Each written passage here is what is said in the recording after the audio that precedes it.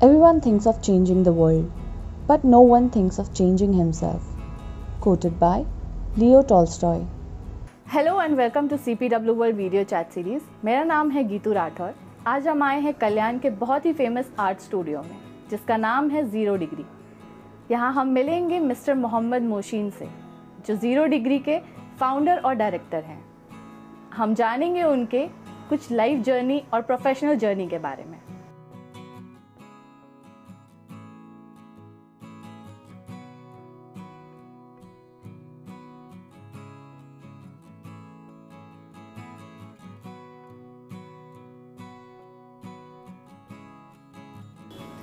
Hello Mohsin sir, welcome to CPW world video chat series. हमें अपने बारे में कुछ बताइए और बताइए कि आपने ये जर्नी की शुरुआत कैसे की।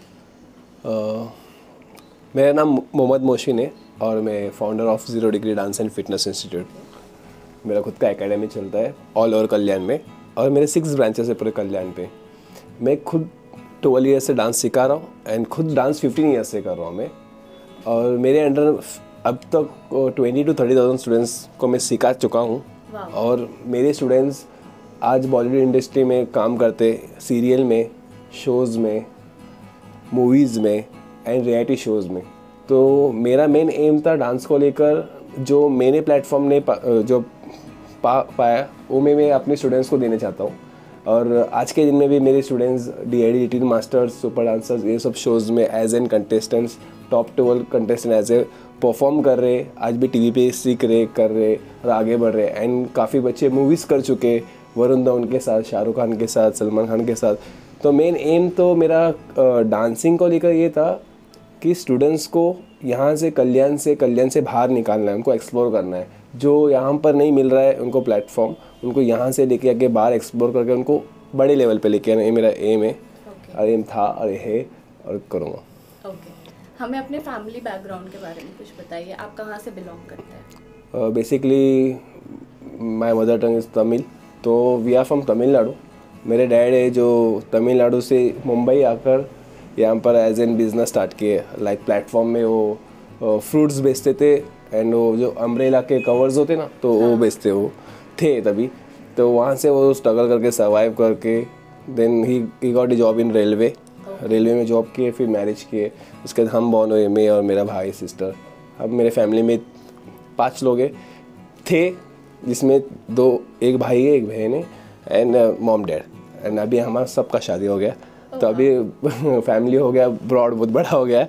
तो भाई की बहन की भी शादी हो गई, भाई का भी शादी हो गई, उनका डॉटर है। और मेरा भी अभी फ़िलहाल एक सन शेरा पैदा हुआ है 3rd को। तो अभी हम 10-12 लोग हैं फैमिली में। Very beautiful. सो फिटनेस स्टूडियो स्टार्ट करने का इंस्पिरेशन, मोटिवेशन आपको कहाँ से मिला और ज़ीरो डिग्री ये नाम कैसे पड़ा? ओके, तो स्टूडियो स्टार्ट करना ऐसा कुछ ड्रीम भी नहीं था एंड एम भी नहीं था। मेरा जो एल्डर ब्रदर है जो मोहम्मद अर्शिन, वो खुद डांसर थे। हम स्कूल्स में डांस करते थे। तो मेरे भाई डांस करते थे, तो अभी कैसा ऑडियंस बहुत उनको अप्रिशिएट करते थे, ताली बजता था। तो मुझे समझने लगा कि इस चीज़ से ज़्यादा इज्जत मिलती है, प्यार मिलती है। लाइक एजुकेशन में तो भी रेस्पेक्ट मिलता है, मगर लोग ताली नहीं बजाते एजुकेशन में। जब कोई परफॉर्म करता है तो उसके लिए तालियां बजती, पूरा ऑडियंस तालियां बजाते। तो मैं जो भी इंस्पायर हुआ वो डांस को लेकर, वो मेरे भाई से हुआ। एंड उनके एंड से मुझे फिर अपॉर्चुनिटी मिलने लगा। मतलब पूरे स्कूल में वो अच्छे डांस करते थे, तो वो कोरियोग्राफर बन गए स्कूल पे।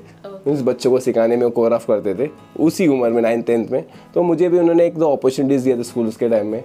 तो वहाँ पर मैं भी परफॉर्म किया, मुझे भी बहुत लोग अप्रिशिएट करने लगे, लड़के आके बात करने लगी।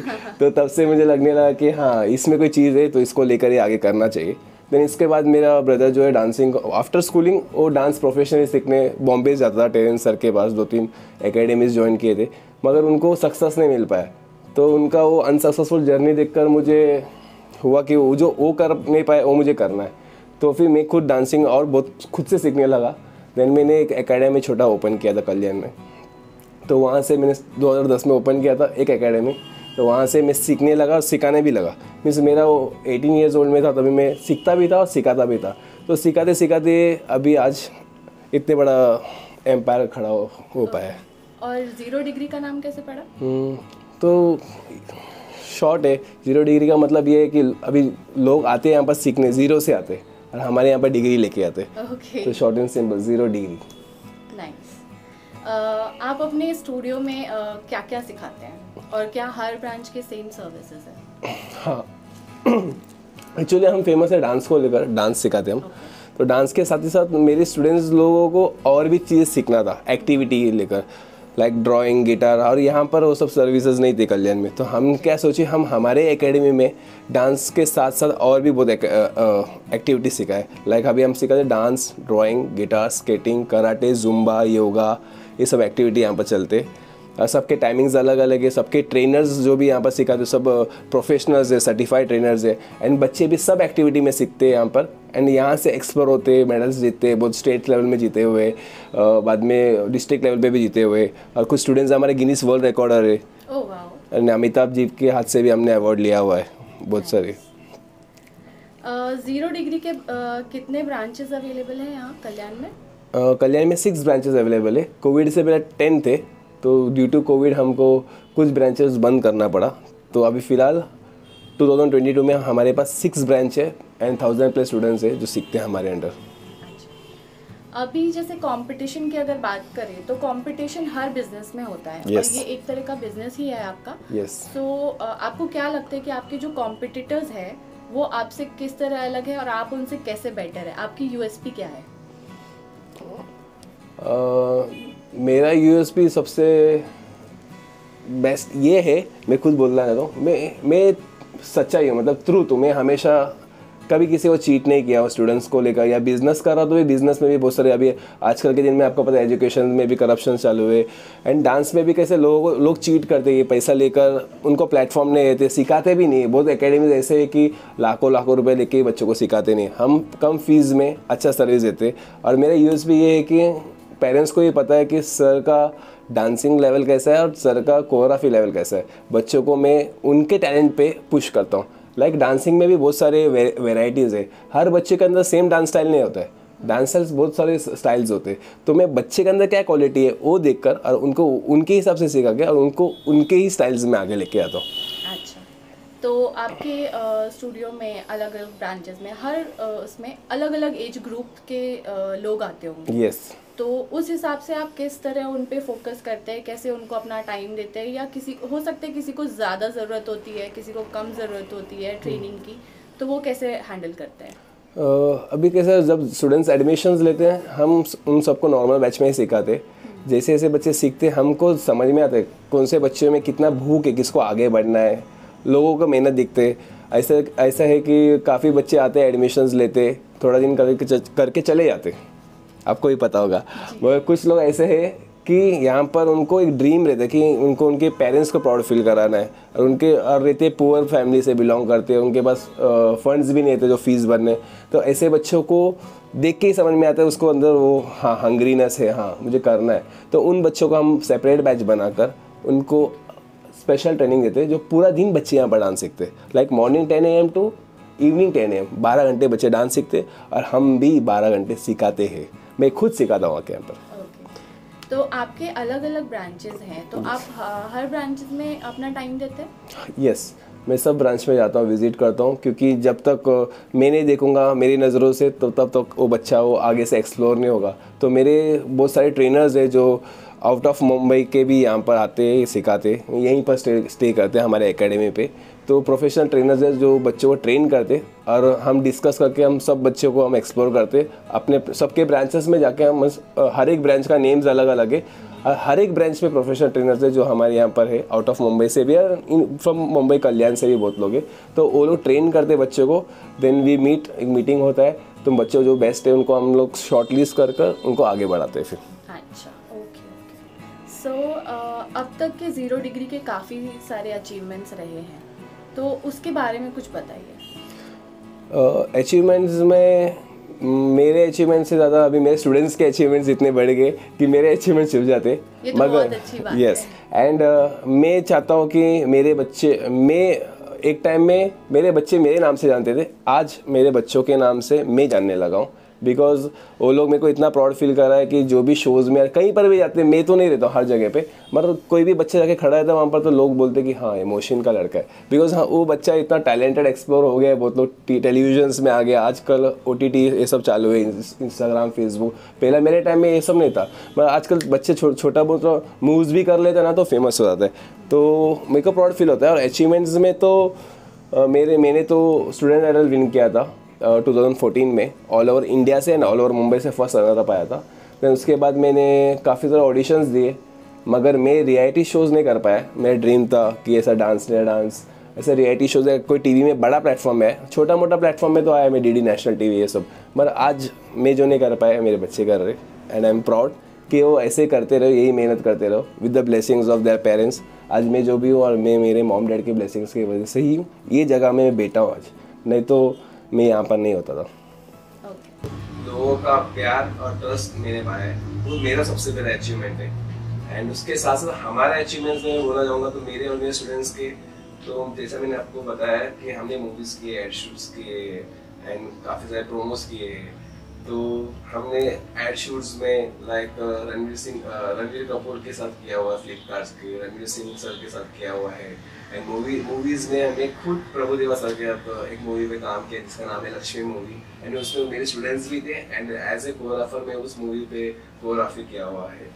प्लस अपना कौन बने करोड़पति में हम विद अमिताभ जी के साथ भी काम किए हैं, कपिल शर्मा शो किया हुआ है, किचन कलाकार शो किया हुआ है, then oh my god movie किया हुआ है। एंड करंट सिचुएशन में अभी फिलहाल ये साल अभी जो अचीवमेंट्स हमारा आने वाले हैं वो भी मैं बता देता हूँ आपको। मैं जो मेरे क्लास के स्टूडेंट है कर्तव्य उपाध्याय, उस DID लिटिल मास्टर में एज एन कंटेस्टेंट दिखने वाले हैं आपको, प्लस डांस दीवाने आने वाले, उसमें भी एक बच्चा आने वाला है हमारे क्लास का। तो मेन हमारा मोटो एंड गोल ये है कि बच्चों को प्लेटफॉर्म प्रोवाइड करना, एंड हम वही कर रहे हैं, सिखाने के साथ साथ प्लेटफॉर्म प्रोवाइड करते हैं, ये हमारा USP है। और मैं जितने लोग नीडफुल है, जितने लोग पैशनेट लोग हैं, उनको पुश करना मेरा काम है और मैं ये करते आऊँगा, बिकॉज मुझे नहीं वो पुश मिला हुआ है, मैं अकेला खड़े रहकर सर्वाइव करके मेरा इतना बड़ा एम्पायर बनाया हुआ है। तो मैं चाहूँगा कि जो नीडफुल लोग हैं, जिनका पास टैलेंट है, उनका टैलेंट कहीं ख़त्म ना हो जाए, तो वैसे लोगों को मेरे को पुश करना है आगे और उनको उनका सपनों का जगह दिखाना है, ये मेरा काम है। और भी शोज आगे करेंगे और भी जगह तक पहुँचेंगे हम ऐसे कल्याण को प्राउड फील कराते रहेंगे आने वाले दिनों में, ये हमारा एम है। आपने अपने इस काम को लेकर आपके फ्यूचर गोल्स क्या हैं?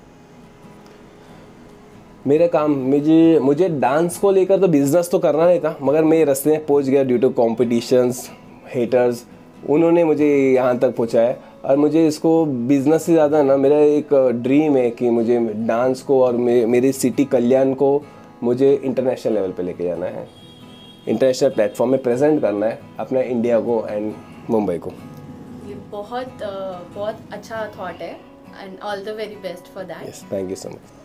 सो पैंडेमिक पीरियड में काफ़ी लोगों को काफ़ी प्रॉब्लम्स आई, काफ़ी बिजनेस बंद हो गए, कुछ सरवाइव कर पाए, कुछ नहीं कर पाए। सो आपका कैसा रहा था वो पीरियड? बहुत मुश्किल था, कठिन था वो पीरियड सर्वाइव करना। एंड यस, हाँ, आज हम कर सर्वाइव करके आज फिर भी आज मेंटेन कर रहे हैं हम खुद को। जैसे कि 1000 स्टूडेंट्स थे, मैं आपको बताया 1000 से डायरेक्ट 0 हो गए थे, पूरा बिजनेस बंद, रेंट्स चालू, जितने भी स्टूडियोज थे सब रेंट पे, EMI चालू, होम लोन चालू, सब चालू है। मीन्स करे कैसा कुछ मिला नहीं। तो मेरे पास कोविड जिस दिन स्टार्ट हुआ मार्च में, 23 मार्च आई थिंक सो, तो उस टाइम पे मेरे पास थे 50 to 70,000 मेरे सेविंग्स थे।